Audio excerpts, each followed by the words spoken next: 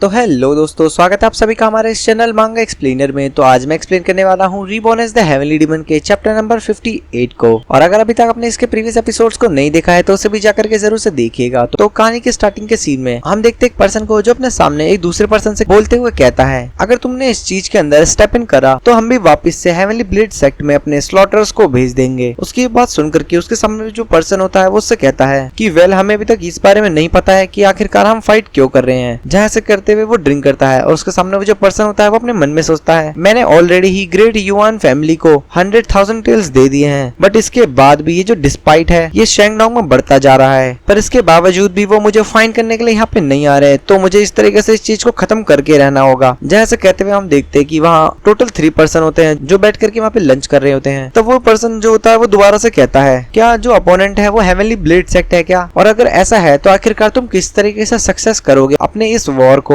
और इसके बाद जो तुम्हारा फेम है आखिरकार वो सेंटर प्लेन्स में किस तरीके से बढ़ेगा एक ग्रेट वॉरियर के रूप में? ऐसा कहते हुए वो वहाँ पे खाना खा रहा होता है और फिर उनसे कहता है कि मैंने इस बारे में भी सुना है कि तुमने बहुत सारे डिसेपल्स के साथ यहाँ पर आए हो। जहाँ फिर वो उसे एक पोटली में कुछ देता है और देते हुए कहता है कि प्लीज आप इसे मेरी तरफ से रख लीजिए आज के ड्रिंक के तौर पर। उसके सामने वो जो मास्टर होता है वो उससे कहता है, आखिरकार तुम इस तरीके से पॉइंटलेस वाली हरकतें क्यों कर रहे हो? उसकी बात सुनकर के वो पर्सन कहता है अपने मन में, आखिरकार मैं किस तरीके से पॉइंटलेस वाली बातें कर रहा हूँ? मैं तुम्हारा इतने समय से तो वेट कर रहा हूँ, तुम बिच के बेटे। ऐसा कहने के बाद फिर वो उस पर्सन से कहता है, ये मेरी तरफ से एक छोटा सा तोहफा है आपके लिए, तो प्लीज इसे रख लीजिए, ये सिर्फ 10,000 टेल्स है। उसकी बात सुनकर के वो जो मास्टर होता है वो उस पोटली को उठा करके रख लेता है अपने पास। तो उनके साइड में जो व्हाइट क्लोथ वाला पर्सन होता है वो उनसे कहता है कि मुझे इस तरीके से तो अच्छा नहीं लगता किसी के बिहाफ पे बोलना, पर श्योरली जो हमारे मास्टर है वो इतनी छोटी मोटी डील को नहीं करते हैं। उसकी बात सुनकर के उसके सामने वो जो पर्सन होता है वो उससे कहता है कि हाँ मैं समझ गया। जहाँ हम देखते उसके मास्टर को जो वहाँ पे आराम से ड्रिंक कर ले होते हैं और ड्रिंक करते हुए अपने मन में सोचते हैं कि इसके एक्सप्रेशन को देख करके लग रहा है कि ये मुझसे बात करना चाहता है और मेरे डिसाइपल से भी। जहाँ उसका जो डिसाइपल होता है वो सामने वाले पर्सन से कहता है कि अगर हमारे मास्टर ने उसमें स्टेप इन करा जा करके तो जो हुआन का हेड है वो बिल्कुल भी इतना डिफिकल्ट नहीं होगा कि मुझे कट ना कर सके। उसकी बात सुनकर के वो पर्सन घबराते हुए अपने मन में कहता है कि आखिरकार ये डिफिकल्ट नहीं होने वाला है क्या? तुम कितनी बुरी तरीके से मुझे पागल बना रहे हो। उनकी जो स्किल्स है वो बहुत ही ज्यादा सिमिलर है बिल्कुल तुम्हारी स्किल्स से। तो वो जो मास्टर का डिसाइपल होता है वो सामने देखते हुए कहता है, हमें इस समय सावधानी बरतने की जरूरत है क्योंकि जो यान हुआ है वो अल्टीमेटली बैक वापस से आ चुका है मोरिम अलायंस लीडर के पास। तो सबसे पहले हमारा प्लान रहेगा कि हम उससे मिल करके नेगोशिएट करें। जहाँ से कहते हुए अपने मास्टर और उस पर्सन से कहता है, बस हमें ये बात फाइंड करने की जरूरत है कि कार उसे कितनी चीज की जरूरत है, और नेचुरली हम अगर ये चीज पूरा कर दे तो मुझे लगता है कि सारी चीजें बढ़िया हो जाएंगी। उसके सामने जो पर्सन होता है वो उससे कहता है, मैंने इस तरीके से बिल्कुल भी एक्सपेक्ट नहीं किया था कि जो ग्रेट युआन फैमिली है और जो हेवनली ब्लेड सेक्ट है वो इस चीज के अंदर अपनी लाइफ एंड डेथ के बैटल को भी एंगेज कर देगा सिर्फ मेरे कारण। और अब मैं चाहता हूँ कि ये लोग सिर्फ चीजों को सेटल डाउन कर दे मेरे बिहाफ पर। जहाँ तभी वो जो डिसाइपल होता है वो उस पर्सन से कहता है कि वो कमीने कहेंगे वो हमारे ऊपर मनी की डिमांड कर रहे हैं उस प्रोसेस के दौरान, और ये बहुत ही अच्छा रहेगा अगर तुम इस चीज को पहले ही एडवांस प्रिपेयर करके रख दो। नाइट ट्रेडर्स के लीडर। ऐसा कहने के बाद वो उसकी तरफ देखता है तो हम देखते हैं उसके सामने वो जो पर्सन होता है ये और कोई नाइट ट्रेडर्स का लीडर है, जो उसके बाद सुनकर अपने मन में कहता है कि क्या एडवांस में प्रिपेयर करके रखूं? तो यानी ये बेसिकली मुझसे और पैसे की डिमांड कर रहा है। इसने तो मुझे यहाँ पर नेगोशिएट करने का भी मौका नहीं दिया, जबकि ये स्लॉटर और ब्रॉल के साथ 2,100 टेल्स को सेटल कर चुका है पहली। जहाँ फिर वो अपने ड्रिंक नीचे रखते हुए कहता है अपने मन के अंदर कि इवन आखिरकार क्यों ग्रेट युआन फैमिली बुलाया जाता है, तो मुझे लगता है ये लोग हमें बिल्कुल भी नहीं छोड़ेंगे। जहाँ फिर वो ड्रिंक करते हुए उन सबसे कहता है कि हमारा जो एक्सपीरियंस है फाइनेंशियल डिफिकल्टीज में वो बहुत ही ज्यादा लार्ज एक्सपेंस के रूप में है, तो इस मैटर को हम ज्यादा आगे नहीं बढ़ाते। तो उसका जो डिसाइपल होता है वो उससे कहता है, मुझे लगता है कि तुम्हें इस बारे में सीधा मेन फैमिली से बात करनी चाहिए। उसकी बात सुनकर के वो जो पर्सन होता है वो काफी ज्यादा हैरान हो जाता है और अपने मन में सोचता है कि आखिरकार ये कमीना इतनी बुरी तरीके से रूडली बातें कैसे कर सकता है मुझसे। जिसके बाद इसी सीन पे शिफ्ट हो जाता है। नेक्स्ट सीन में हम देखते हैं उस डिसाइपल को और उसके मास्टर को, जहाँ अपने मास्टर से बोलता है कि मास्टर आखिरकार आप कहाँ जा रहे हो और क्या मैं आपको एस्कॉर्ट कर दूं? तो उसके मास्टर जाते हुए कहते हैं कि नहीं, इसकी कोई भी जरूरत नहीं है। ऐसा कहते हुए वो आगे जा रहे होते हैं। तभी हम देखते हैं उसके पीछे कोई पर्सन खड़ा होता है। नेक्स्ट सीन देखते हैं तो वो और कोई नहीं हमारा लीड वन होता है जो उस मास्टर के ऊपर नजर रखे हुए होता है। जिसके बाद ये सीन में शिफ्ट जाता है। नेक्स्ट सीन में हम देखते हैं लीड वन को और मिस सॉन्ग को, जो माउंटेन्स के बीच में आ जाते हैं कुछ प्रैक्टिस करने के लिए। जहाँ जो मिस सॉन्ग होती है वो लीड वन से कहती है कि आखिरकार वो यहाँ पे आएंगे, तो लीड वन उससे कहता है कि ऑफ कोर्स। ऐसा कहने के बाद फिर अपने मन में सोचता है, मुझे तो लगता है कि वो सॉन्ग हुआलिन को दोबारा देखने के लिए यहाँ पर आएंगे। और नाइट रेडर्स के मिलने के बावजूद भी वो सॉन्ग हुआलिन के ब्रोथल में गए थे अपने डिजायर को फुलफिल करने के लिए। जहाँ तभी जो मिस सॉन्ग होती है वो सामने की तरफ देख करके काफी ज्यादा हैरान हो जाती है, क्योंकि हम देखते हैं सामने कोई पर्सन आ रहा होता है, जिसकी तरफ देखते हुए लीड वन अपने मन में कहता है कि ये अब कोई भी मैटर नहीं करता कि आखिरकार इसने कितनी बार ट्राई करा है, ये बिल्कुल भी अपनी हेल्प नहीं कर सकती है, पर ये थोड़ा सा नर्वस है बस, क्योंकि आफ्टर ऑल कोई ऐसा पर्सन जिसे इसने सर्व करा है वो भी पूरे 5 साल के लिए। जहाँ फिर वो मिस सॉन्ग से कहता है कि क्या तुम रेडी हो, तो मिस सॉन्ग उससे कहती है कि नहीं, मैं इस बारे में बिल्कुल भी श्योर नहीं हूँ, बट ये मेरा बहुत ही लीस्ट टाइम है, क्योंकि मैंने अच्छी से प्रैक्टिस भी नहीं करी थी न्यूट्रलाइजेशन टेक्निक की, जो कि मैं अपने ड्यूल में यूज करती हूँ। तो लीडोन उससे कहता है कि मुझे लगता है कि तुम अच्छी तरीके से फाइट करोगी। जब मिस सॉन्ग उसकी तरफ देखते हुए एक स्माइल करती है और हम सामने देखते हैं मिस सॉन्ग के मास्टर को, जिनकी तरफ देखते हुए लीडोन कहता है कि तो अब से यानी ये जो फाइट है ये सिर्फ मिस सॉन्ग की और उसके मास्टर की है। जहाँ हम देखते हैं जो मिस सॉन्ग होती है वो अपने मास्टर को ग्रीट करती है और उनसे कहती है कि मास्टर, तो उसका जो मास्टर होता है वो उससे कहता है मुझे लग रहा है कि तुम काफी ज्यादा अच्छी हो। तो मिस सॉन्ग उससे कहती है कि हाँ। जहाँ मिस सॉन्ग के पीछे उसका जो मास्टर होता है वो लीडोन को देखते हुए अपने मन में कहता है आखिरकार ये कौन कमीना है। जहाँ फिर वो अपनी प्रीवियस मेमोरी को याद करते हुए कहता है कि जैसा कि मेरे डिसेपल ने बताया था, आखिरकार क्या ये इसका फियांसे है? मुझे तो लगा था कि इसने मुझे सिर्फ इसलिए बुलाया है क्योंकि मुझे मिस कर रही है। जहाँ फिर वो मिस सॉन्ग से कहता है आखिरकार तुम मुझे क्यों देखना चाहती हो? जहाँ मिस सॉन्ग उससे कहती है मैं आपके साथ एक ड्यूल करना चाहती हूँ। उसके बाद सुनकर उसका जो मास्टर होता है वो काफी ज्यादा हैरान हो जाता है और मिस सॉन्ग से कहता है कि क्या तुम मेरे साथ एक ड्यूल करना चाहती हो? तो मिस सॉन्ग उससे कहती है कि हाँ बिल्कुल, मैं उसी मार्शल आर्ट के थ्रू आपसे ड्यूल करूंगी जो आपने मुझे पहले सिखाए थे। ऐसा कहते हुए उन्हें रिस्पेक्ट पे करती है और अपनी स्वॉर्ड को सामने उठा लेती है और उनसे कहती है हम दोनों की दोनों ही मार्शल आर्ट को यूज करेंगे अपने ड्यूल को करने के लिए। तो उसका जो मास्टर होता है वो उससे कहता है क्या तुम बस ये चाहती हो मुझसे कि मैं तुम्हारे साथ एक ड्यूल करूं? तो मिस सॉन्ग उससे कहती है कि हाँ बिल्कुल। तो उसका मास्टर उससे कहता है कि चलो ठीक है, फाइन, जैसा कि तुमने कहा मैं वैसा ही करूंगा। ऐसा कहने के बाद वो अपनी स्वॉर्ड निकालता है। जहाँ मिस सॉन्ग अपने मास्टर से कहती है कि आपका शुक्रिया। तो उसका मास्टर उससे कहता है कि मुझे तो लगता है कि ये जो ड्यूल है ये बिल्कुल भी फेयर नहीं है, तो अगर तुम मुझे गलती से भी इंजर कर देती हो तो मैं मान लूंगा कि तुम मेरे से जीत गई हो। ऐसा कहते हुए अपनी स्वॉर्ड निकालते हुए अपने मन में सोचता है कि मुझे इस बारे में बिल्कुल भी नहीं पता कि आखिरकार ये अपने मन में क्या सोच रही है, पर मैं क्लियरली फील कर पा रहा हूँ जो मिस सॉन्ग है वो पहले से बिल्कुल बदल चुकी है और अब ये आगे सीखना चाहती है। जहाँ मिस सॉन्ग उसके सामने अपनी स्वॉर्ड लेकर के खड़ी होती है और उनसे कहती है कि आपका शुक्रिया मास्टर, तो हम अपनी फाइट स्टार्ट करते हैं। तो उसका जो मास्टर होता है वो उससे कहता है कि ठीक है, मैं तुम्हें फर्स्ट मूव चलने का चांस देता हूँ। तो मिस सॉन्ग उससे कहती है कि हाँ तो फिर मैं आई मास्टर। ऐसा कहने के बाद वो बहुत तेजी से अपने मास्टर के ऊपर स्वॉर्ड लेकर के उनके ऊपर अटैक करती है, पर जो उसका मास्टर होता है वो वहीं पर खड़े खड़े अपनी स्वॉर्ड से उसके सारे अटैक्स को आराम से डॉज कर लेता है और एक एक करके जो मिस सॉन्ग उसके ऊपर स्लैशेस लगाती चली जाती है। उनका मास्टर सिर्फ अपने एक ही हाथ से मिस सॉन्ग के जितने भी अटैक्स होते हैं उसे नॉर्मली डॉज करने लग जाता है और सारे के सारे अटैक्स को आराम से ही ब्लॉक कर लेता है। लीड वन भी उसकी तरफ देखते हुए अपने मन में कहता है कि जो मिस सॉन्ग है वो सच में बहुत ही ज्यादा अच्छा कर रही है। वो थोड़ा सा टेंस है बट इसके बावजूद भी उसके जो मूव्स है वो काफी ज्यादा एक्यूरेट है। जहां हम देखते हैं मिस सॉन्ग के मास्टर को जो सामने देखते हुए कहते हैं मुझे देखने से ऐसा लगता है कि तुमने सच में इस मूव के लिए काफी ज्यादा प्रैक्टिस करी है। जहां मिस सॉन्ग सामने देखते हुए कहती है मेरी बॉडी को वो सारी चीजें याद आ रही है जो भी मैंने ट्रेनिंग में करी थी। जहां मिस सॉन्ग के मास्टर जो होते हैं उसकी तरफ देखते हुए कहते हैं कि इतना करके भी तुम मुझे बिल्कुल भी हरा नहीं सकती।